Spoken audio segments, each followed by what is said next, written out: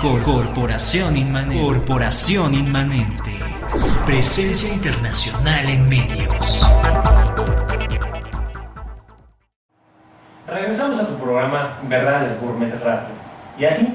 ¿A qué te sabe la vida? En las voces Will Santa Ana y Miguel Bordesi. En los controles Ícaro el Demoledor. Estamos hablando esta noche acerca de la apatía y el activismo. Y nos fuimos antes del corte comercial hablando acerca de eso. Que de repente sabemos lo que nos hace daño y lo seguimos comentando. De repente sabemos qué es lo que nos lastima y no hacemos nada al respecto. Sabemos que está mal y no lo cambiamos. Y vienen desde las cosas más básicas. De repente que sabes que tener tu casa demasiado tirada, tener como andar todo fodongo, tener todo tirado, te hace sentir mal. Y de repente lo sabemos, pero no hacemos nada al respecto. O de repente es la parte del cuidado de la salud, tanto física como mental, que de repente, no sé, está lloviendo mucho y hay la posibilidad de cubrirnos y no lo hacemos. Y entonces se vuelven como decisiones contradictorias con respecto a lo que nos beneficia y que sabemos que nos beneficia. Y entonces entramos en esa parte de una mentalidad derrotista que nos puede llevar hacia la apatía. Sin embargo, hay personas que son muy activas en el sentido de que siempre están generando o fomentando cambios. Y que usualmente, Mike, ahorita que hablabas de eso, cuando pensamos en una persona activista, ¿en qué pensamos? En un mugroso, en un revoltoso. Generalmente es la parte de los revoltosos, gente que se pasa gritando. Nos imaginamos a la gente con sus megáfonos gritando arriba tal cosa, que muera tal cosa, y esa es la primera imagen que se nos viene a la cabeza, que tenemos, y a partir de ahí generamos ideas. Y entonces haces la imagen de un revoltoso y dices, activismo y se empata con no hacer nada. ¿Por qué? Se la pasan gritando. ¿Qué han conseguido? Nada. Esa es una parte del activismo, pero no quiere decir que eso en general sea el activismo. Hay otras formas de activismo y de ser activo que no que distan mucho de la imagen que nos hacemos en la cabeza. Nos dice Ícaro que Freud decía que todo lo que te molesta de los otros seres es porque hay algo que tú no has logrado resolver. Y fíjate, por ejemplo, Michael, con esta parte del activismo, siempre que pensamos en mugrosos que se andan rascando, que andan gritando, que andan pintando. Un saludo a mi amigo Tierno, que igual nos está escuchando. Bueno, ¿qué pasó históricamente o cómo fue que empezamos a relacionar esa parte del activismo con el pandillerismo?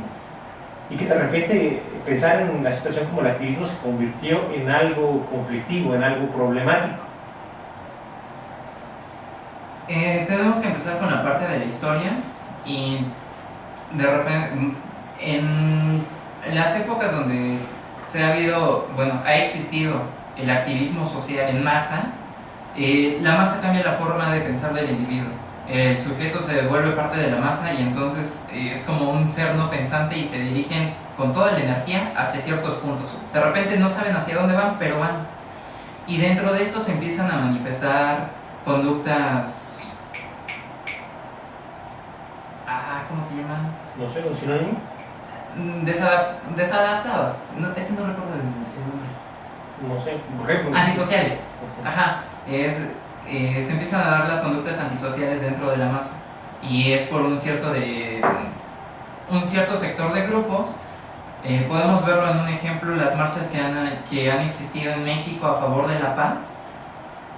Y entonces los activistas, las cabezas del grupo, lo que mencionan es: no queremos violencia, no golpes. Si ven que un sector en la marcha está golpeando, aíslenlo.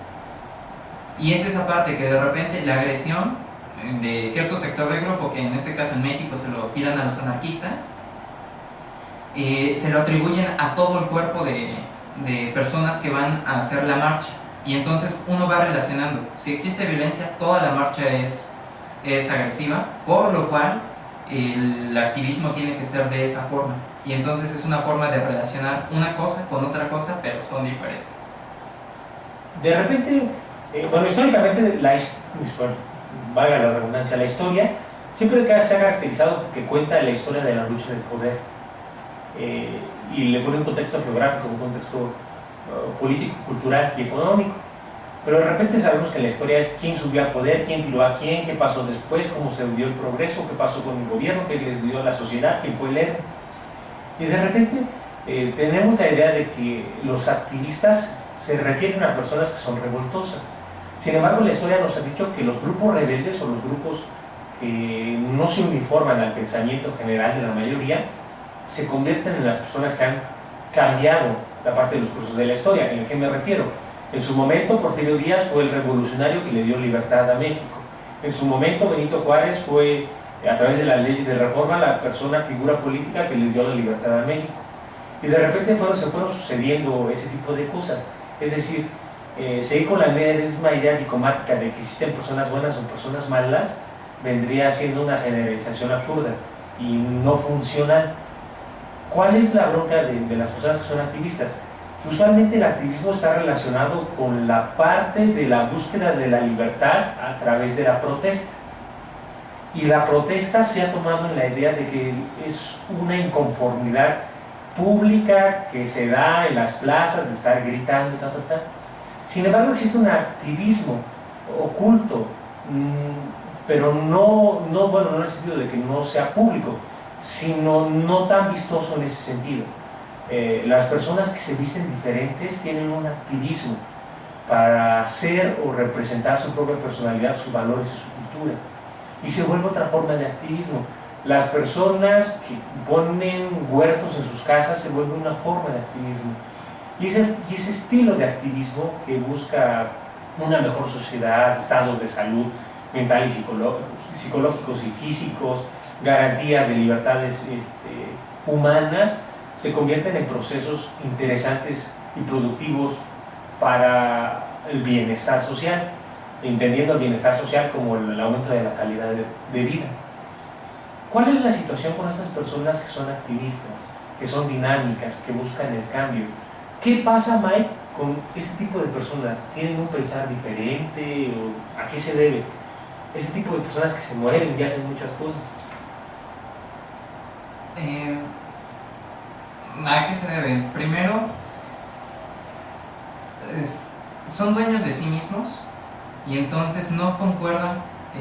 Para ellos no hay coherencia entre la realidad que están viviendo y la etapa de la sociedad en la que se encuentran, y de repente creen que las capacidades que tienen pueden hacer que mejore la calidad de vida de las personas. Y en ese sentido, una persona busca hacer cosas, pero no busca hacer tanto las cosas para sí, en el hecho, podría decirse, de ganar más dinero solo para ella, para enriquecerse. Lo que busca es fomentar un estado de conciencia social en el cual todos sean partícipes y del beneficio de él se va, por ejemplo, del beneficio tuyo, Will, yo me beneficio, pero también beneficiamos ahí, pero se busca la parte de la comunidad, el hecho de que nos beneficiemos todos a partir de cierta cosa. Hay en la parte del activismo un proceso interesante. Usualmente el activismo puede darse a partir de una iniciativa privada, es decir, que una persona diga, ¿sabes qué? Yo quiero cambiar mi vida. Y entonces se vuelven activas en un proceso de hacer lo que a su conciencia le favorece o considera como correcto para vivir en ese momento. Sin embargo, sucede un proceso que en psicología social se llaman minorías activas, que son personas que poco a poco se van agrupando. Dice el dicho que Dios los hace y ellos se juntan. Y así como de repente hay gente que se juntan para hacer prueba usada, hay personas también que se juntan para poder realizar proyectos en común que les beneficien. Y ese tipo de activismos, aunque sea silencioso o pacífico, tiene mucha iniciativa y se llaman minorías activas no solo por el compromiso que hacen de trabajar para eso, sino que de repente si una persona ve a otra persona que está haciendo algo nuevo, algo innovador, algo productivo, algo diferente, mueve, molesta, incomoda, genera una cierta dinámica para poder reconocerlo, porque se vuelven como esos grupitos que están activamente duro y dale, duro y dale, duro y dale, duro y dale, haciendo lo que les gusta o viviendo conforme a sus creencias. No recuerdo el nombre, igual cuando me acuerde se los pondré en Facebook, en la página de Verdades Gourmet. Hay una persona que habla del activismo creativo y entonces él lo relaciona con las marcas. En su propuesta o en su idea es que el activismo puede ser creativo, pero ¿cómo? A través de una marca. Y cuando dicen marca, pues no lo relacionas al principio. Él menciona que lo que se necesita es aumentar la calidad de vida de las personas, realmente aumentando la calidad de sus ideas, de los productos, de los servicios, todo esto a través de las marcas que se ofrecen. Una de sus propuestas era la de 21 hábitos, y él mencionaba que una persona en 21 días haciendo una cosa diferente de la cual no hace, puede crearse un hábito. Y, por ejemplo, en ecología, el día de hoy compren una planta, mañana siembrenla, pasado mañana en una macetita siembren semillas, al otro día rieguen el jardín del vecino, bueno, no el jardín del vecino completo, pero pues una planta. Vayan al parque y pódenlo, una parte. Y entonces es lo que menciona, que a través de las acciones es como se puede dar un cambio en las ideas y en la conducta de las personas. Y es donde mete la parte de la creatividad. La otra de sus ideas que menciona es que esto se va a dar a través de la promoción de las marcas. Y como a través de las promociones de las marcas, y ponía como ejemplo, me parece que un video de Red Bull, del tipo que se avienta en paracaidismo de la altura más alta, la persona que, pero no sé si recuerdo, no estoy bien, pero entró a la mesosfera, creo que sí. Y se aventó en caída libre, ya después abrió paracaídas y todo. Y entonces él va relacionando, por ejemplo, este tipo de acciones con las marcas, y es como, si él pudo aventarse del paracaídas, ustedes hagan algo diferente. Y a través de esto, de la creatividad, de hacer cosas diferentes, se puede incitar a las personas a cambiar ciertas formas de pensar, de vivir y de hacer. Esta parte, por ejemplo, del activismo, ¿en qué se vuelve interesante? Que las personas que son activistas necesitan un proceso de constancia. Imagínate que tú te levantas el día de hoy y digas, ya es que yo estoy hasta cansado de andar sufriendo porque no me gusta vivir. Estoy harto de que no me sienta satisfecho con lo que estoy viviendo.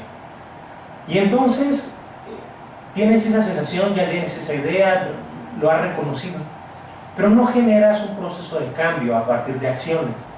En psicología las acciones y el pensamiento están relacionadas muy estrechamente. De repente una acción es lo que genera los procesos de las ideas, de repente son las ideas las que generan los impulsos para el movimiento, que vendría siendo educativamente las dos formas más interesantes de aprender, el empirismo y el racionalismo. ¿Cuál es la situación de eso? Que de repente, si ya sabes que no te gusta tu vida, que ya sabes que estás inconforme con lo que has vivido, pero no haces nada para cambiarlo, lo único que eres ahora es una persona consciente que no le gusta su vida. Pues vamos a ir al siguiente corte comercial. Este es tu programa Verdades Gourmet Radio, y hoy hablamos acerca de la apatía y el activismo. ¿Y a ti? ¿A qué te sabe la vida? Regresamos. Corporación Inmanente. Presencia internacional en medios.